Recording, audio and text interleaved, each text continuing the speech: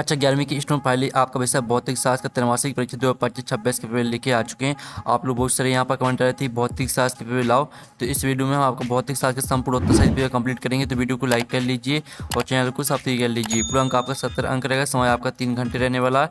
निर्देश आता सही प्रश्न करना अनिवार्य है, तो आप निर्देश यहाँ पढ़ लीजिएगा। अब प्रश्न पहला था सही विकल्प चुनकर लिखिए जो कि आपके 6 नंबर के रहने वाले हैं। तो पहला था अधिकतम दूरी तक प्रक्षेपित करने हेतु प्रक्षेप कोण होना चाहिए, तो आपका था 45 डिग्री, बी था 60 डिग्री, सी था 90 डिग्री और डी था 0 डिग्री। तो यहाँ पर अधिकतम दूरी तक प्रक्षेपित करने हेतु प्रक्षेप कोण होना चाहिए आपका 45 डिग्री। ठीक है, 45 डिग्री आपका राइट आंसर रहेगा। फिर आपका दूसरा आता है यदि कोई मशीन 10 सेकंड में 100 जूल करती है तो उसकी शक्ति होगी, तो इसका आपका ए ऑप्शन आता 10 वाट, बी आता 10 किलो वाट, सी आता 100 वाट और डी आता 100 किलो वाट। तो इसका जो राइट आंसर रहेगा वो आपका हो जाएगा 10 वाट। फिर आपका तीसरा था यदि किसी पिंड का xt ग्राफ समय अक्ष के समांतर है तो उसका वेग हुआ। ए आता अनंत, बी आता शून्य और सी आता स्थिर और डी आता उपयुक्त में से कोई नहीं। तो तीसरे का आपका राइट आंसर क्या हो जाएगा, शून्य हो जाएगा। फिर आपका चौथा आता है वृत्तीय गति है, एक विमीय है, बा आता द्विविमीय है, सी आता त्रिविमीय और डी आता उपयुक्त में से कोई नहीं। तो जो आपकी यहाँ पर दी गई है वृत्तीय गति है वो है आपकी द्विविमीय है। आपका पाँचवा आता निम्नलिखित में सदस्य राशियों का समूह है, तो आपका आ आता दाब वेग बल, बा आता त्वरण क्षेत्रफल संवेग और सा आता जड़त्व आघूर्ण बल आघूर्ण विस्थापन और दा आता त्वरण दाब क्षेत्रफल। तो निम्नलिखित में सदस्य राशियों का जो समूह है वो रहेगा आपका त्वरण क्षेत्रफल संवेग। फिर आपका छठवां आता बंदूक की एक गोली लकड़ी के एक टुकड़े एक गुटके में टकराकर उसमें फंस जाती है तो क्या संरक्षित रहेगा। तो आपका यह था संवेग, बी था गतिज ऊर्जा, सी था कोणीय संवेग और डी था उपयुक्त में से कोई नहीं। तो इसका जो आंसर रहेगा आपका 6वें का आपका यहाँ पर संवेग हो जाएगा, आपका संवेग संरक्षित रहेगा। फिर आपका प्रश्न 2 आता रिक्त स्थानीय पूर्ति की जो कि आपके 6 नंबर के रहने वाले हैं, तो आपको ध्यान से देखना है। ठीक है, 1 नैनोमीटर बराबर कितने मीटर होता है आपको यह बताना है। तो 1 नैनोमीटर बराबर होते हैं आपके 10⁻⁻9 मीटर। फिर आपका दूसरा आता बल का आवेग डॉट डॉट में परिवर्तन, तो बल का आवेग संवेग में परिवर्तन। ठीक है, संवेग आपका इसका आंसर हो जाएगा दूसरे रिक्त स्थान का।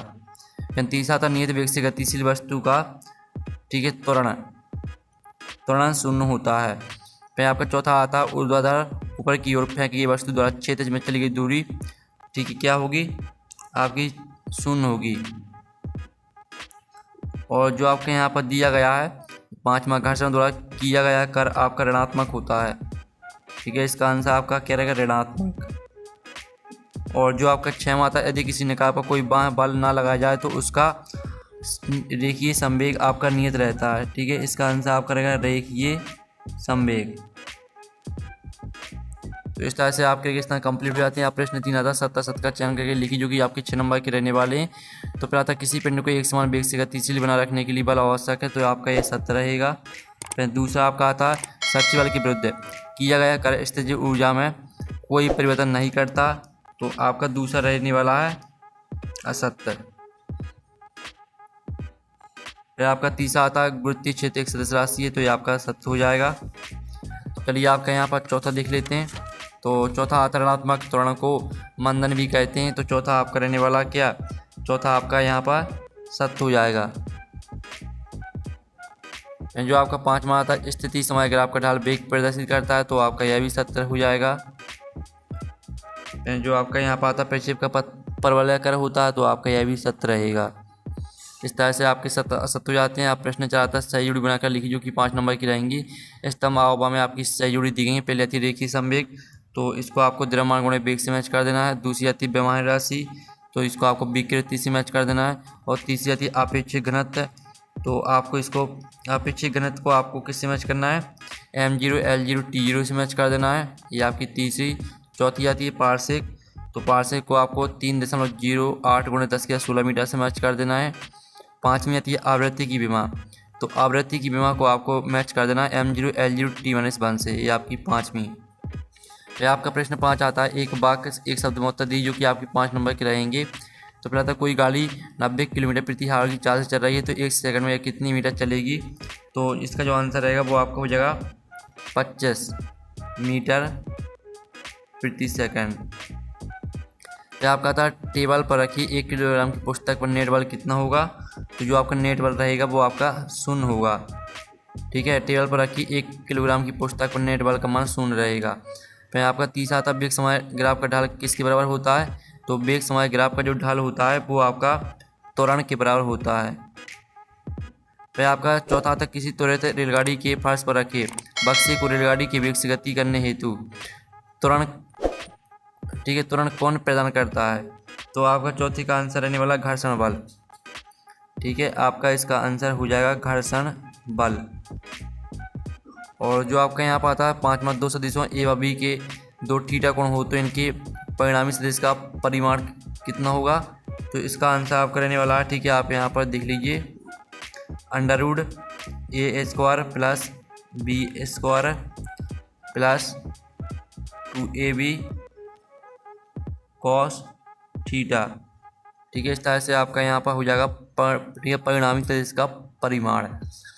तो आप यहाँ पर अच्छे से याद कर लीजिएगा। अब चलिए आपका प्रश्न 6 आता है, एक न्यूटन एवं एक डायन में संबंध स्थापित कीजिए। अथवा आता घर्षण क्या है, घर्षण का कारण समझाइए। तो आप यहाँ पर देख लीजिए, आपका एक न्यूटन और एक डायन में आपका संबंध दिया गया है। एक न्यूटन बराबर होता है आपके 10⁵ डायन। और घर्षण देख लीजिए, घर्षण दो सतहों के बीच गति का विरोध करने वाला बल है। इसका कारण सतहों की सूक्ष्म अनियमितताएं, ठीक है, उबड़ खाबड़पन और अणुओं के बीच का आकर्षण है। फिर आपका यहाँ पर आता है 7वां प्रश्न, घोड़ा अंतरिक्ष में ना तो गाड़ी खींच सकता और ना ही दौड़ सकता, कारण बताइए। अथवा आता अभिकेंद्री बल से क्या समझते हैं? तो पहले तो आप 7वें क्वेश्चन का आंसर देख लीजिए, आपका 7वें का आंसर रहेगा।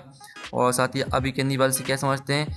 यह वह बल है जो किसी वस्तु को वृत्ताकार पथ में गति में बनाए रखने के लिए वृत्त के केंद्र की ओर कार्य करता है। इसका सूत्र देख लीजिए। ठीक है, आपका यहाँ पर 7वें क्वेश्चन का आंसर हो जाता है। फिर आपका 8वां आता विमेय सूत्र लिखना है आपको, कोणीय संवेग का, स्थितिज ऊर्जा का। फिर आपका अथवा आता निम्नलिखित में से सार्थक अंकों की संख्या लिखो। इनकी आपको सार्थक अंकों की संख्या लिखना है, कितने सार्थक अंक है। ठीक है, तो पहले तो आप यहाँ पर कोणीय संवेग और स्थितिज ऊर्जा का विमेय सूत्र देख लीजिए। कोणीय संवेग का विमेय सूत्र हो जाएगा ml²t-1, स्थितिज ऊर्जा का सूत्र हो जाएगा ml²t-2। साथ ही आप यहाँ पर सार्थक अंकों की संख्या देख लीजिए। आपके पहले वाले में 5 सार्थक अंक रहेंगे, दूसरे वाले में आपके 3 सार्थक अंक रहने वाले हैं। फिर आपका आता है 9वां, एक कार विराम से चलना प्रारंभ करती है एवं 20 सेकंड में 72 किलोमीटर प्रति घंटा का वेग प्राप्त करती है। त्वरण आपको ज्ञात करना है। अथवा आता है एक वस्तु 4 मीटर प्रति सेकंड के वेग से गति कर रही है, इसका त्वरण 2 मीटर प्रति सेकंड स्क्वायर है। 3 सेकंड बाद इसका वेग क्या होगा? तो चलिए आपके 9वें प्रश्न का उत्तर हम यहाँ पर देख लेते हैं। तो ये आपका 9वें प्रश्न का उत्तर रहेगा, तो इसका आप स्क्रीनशॉट ले लीजिए। और ये आपका 9वें का अथवा का उत्तर रहेगा, तो इसका भी स्क्रीनशॉट ले लीजिए। ठीक है, फिर आपका 10वां आता है सर्पी घर्षण एवं बेलन घर्षण में अंतर लिखिए। अथवा आता द्रव्यमान एवं भार में अंतर लिखिए। तो आपका यहाँ पर सर्पी घर्षण और बेलन घर्षण में अंतर देख लीजिए। सर्पी घर्षण अधिक होता है जब एक वस्तु फिसलती है, और बेलन घर्षण बहुत कम होता है जब एक वस्तु लुढ़कती है। साथ ही आपका द्रव्यमान और भार में भी अंतर देख लीजिए। अदिश राशि स्थिर रहता है, पदार्थ की मात्रा है इकाई किलोग्राम है, और भार सदिश राशि बदलता रहता है, स्थान के साथ गुरुत्वाकर्षण बल है इकाई न्यूटन है। ठीक है, इस तरह से आपका द्रव्यमान और भार में अंतर हो जाता है। फिर आपका यहाँ पर देख लेते हैं 11वां प्रश्न। तो स्टूडेंट आपका यहाँ पर 11वां प्रश्न आता है, विराम में स्थित 10 किलोग्राम की वस्तु पर लगे बल की गणना कीजिए जो 2 सेकंड में उसका वेग 8 मीटर प्रति सेकंड बढ़ा दे। और इसका जो अथवा वाला प्रश्न है वो देख लीजिए, किसी 10 किलोग्राम द्रव्यमान की वस्तु पर 2 सेकंड तक 20 न्यूटन का बल लगता है, तो आवेग की गणना करना है आपको। तो चलिए पहले आपका यहाँ पर जो आंसर है 11वें क्वेश्चन का वो आप यहाँ पर देख लीजिए। आपका 11वें क्वेश्चन का आंसर रहेगा, और ये आपका 11वें का अथवा का आंसर रहेगा। ठीक है, तो आप दोनों की स्क्रीनशॉट ले लीजिए। आपका आवेग आ जाएगा 40 न्यूटन इंटू सेकंड है। ठीक है, फिर आपका आता 12वां, एक वस्तु 78.4 मीटर ऊंचे शिखर से सफलतापूर्वक गिर रही है। वस्तु द्वारा ठीक है दूसरे सेकंड में चली गई दूरी ज्ञात करना है। अथवा आता है एक पिंड की ऊंचाई से गिराया जाता है, तो पिंड द्वारा 3 सेकंड में ठीक है तय की दूरी की गणना आपको करना है। तो आपका 12वें प्रश्न का आंसर देख लेते हैं। जो आपकी दूरी रहेगी 14.7 मीटर, ये आपका आंसर आ जाएगा। और फिर आप यहाँ पर इसका अथवा का आंसर भी देख लीजिए। जो इसका अथवा का आंसर है वो आपको खुद कर लेना है। ठीक है, 12वें के अथवा का आंसर खुद कर लीजिएगा। 13वां आता सिद्ध कीजिए शक्ति बराबर बल गुणे वेग। ठीक है, इसको सिद्ध करना है। अथवा आता निहित बल के लिए कार्य ऊर्जा प्रमेय लिखिए और सिद्ध कीजिए। तो ये आपकी पहले तो आप शक्ति बराबर बल गुणे वेग आपको सिद्ध करना था, तो इस तरह से सिद्ध करना है। ठीक है, फिर आप इसका अथवा का आंसर देख लीजिए। ठीक है, आपका अथवा का आंसर दिया गया। पहले तो आप इतना स्क्रीनशॉट ले लीजिए, और फिर आप इतना स्क्रीनशॉट ले लीजिए। फिर आपका आता है संबंध स्थापित करना आपको। रेखीय संवेग P बराबर √2mE, जहाँ E गतिज ऊर्जा है। साथ ही इसका अथवा वाला क्वेश्चन भी देख लीजिए। चलिए इनके आंसर आपको दिखा देते हैं। तो ये आपका 14वें क्वेश्चन का आंसर रहेगा। आप इसका जो स्क्रीनशॉट है वो ले लीजिए, और साथ ही अथवा का आंसर भी देख लीजिए। ठीक है, आपका यहाँ पर 2,68,560 जूल कर होगा, ये आपका आंसर रहेगा। फिर फिर आपका 15वां प्रश्न आता है धातु की किसी आयताकार सीट की लंबाई चौड़ाई व मोटाई क्रमशः इतनी इतनी आपकी दी गई है, उचित सार्थक अंक तक इस सीट का क्षेत्रफल व आयतन आपको निकालना है। तो ये आपका 15वें प्रश्न का आंसर रहेगा। ठीक है, इसका स्क्रीनशॉट ले लीजिए। और ये आपका 15वें का अथवा का आंसर रहने वाला, तो इसका भी आप स्क्रीनशॉट ले लीजिए। फिर आपका आता है 16वां शक्ति के लिए P बराबर F इंटू बी स्थापित करना है, अथवा आता साक्षी वाले में असाक्षी वाले में आपको 3 अंतर लिखना है। तो फिर तो आप 16वें क्वेश्चन का आंसर देख लीजिए। ये आपको इस तरह से आपको स्थापित करना है। ठीक है, फिर आप साक्षी वाले और असाक्षी वाले में अंतर देख लीजिए। अब चलिए आपका यहाँ पर देख लेते हैं, प्रश्न 17 आता है।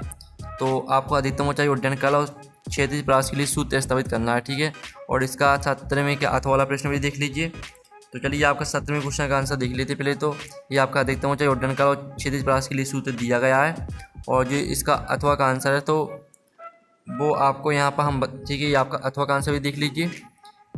पहले इतना स्क्रीनशॉट ले लीजिए, और फिर आप यहाँ पे इतना स्क्रीनशॉट ले लीजिए, और इसके बाद इतना ठीक है, इस तरह से पूरा आपका यहाँ 17वें का अथवा का आंसर यहाँ पर पूरा जो कंप्लीट हो जाता है इतना। ठीक है, इस तरह से। फिर आपका आता है 18वां लौटनी गति किसे कहते हैं। लौटनी गति करते पिंड की संपूर्ण गति ऊर्जा ज्ञात करना है, अथवा आता है कोणीय संवेग एवं बल अगुण में संबंध स्थापित कीजिए। तो लौटनी गति वाला हमें यहाँ प्रश्न का उत्तर देख लेते हैं। तो ये रहा आपका लौटनी गति वाला प्रश्न का उत्तर। ठीक है, इसका आप पहले तो इतना स्क्रीनशॉट ले लीजिए, और फिर आप इतना स्क्रीनशॉट ले लीजिए। ठीक है, इस तरह से आपका 18वें क्वेश्चन का आंसर हो जाता है। जो अथवा है, अथवा का आंसर खुद कर लीजिएगा।